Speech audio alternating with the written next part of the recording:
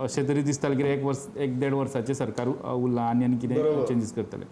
पण कॉपरेशन थोडी दिवपाची आहा ती जावपा आहा म्हणून सांगलेली. ताजो टायमिंगूय असो आहा की ती दिवच्या पयलींच रवी बाब एक्सपायर जाले, कॅबिनेट वेकन्सी तयार जाली. वेकन्सी तयार जाली म्हणटकीर तें जावपा नासलें कॅबिनेट एक म्हणजे कांय आशा अशी नासली, तर थोड्यांची आशा मातश्यो जाल्या आसली किंवा वेकन्सी जाल्यार आतां घेवपाक जाय, ती भरपाक जाय, ती बरी नासतना कित्याक दवरपाची. आता मंत्रिमंडळ जर म्हणटा जाल्यार एक पद ते समजा रवीच्या घरातच तिकीट दिली जाल्यार तेका ते जावं शकता तेंच्या घरान काय कितें, तितको दीस वाट पळयतली बीजेपी किंवा दुसऱ्या मनशाचे वरणी लागले जाल्यार फुडल्या कांय दिसांक कळटले.